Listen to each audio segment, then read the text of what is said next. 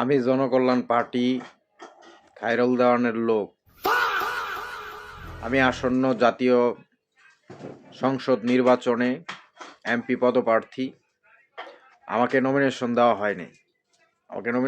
হয়নি। মানে নির্বাচন হবে না বলেছে কে? আমার দলই নিবন্ধন হয় নাই, তাহলে আমি নমিনেশন কোথা থেকে কিনবো?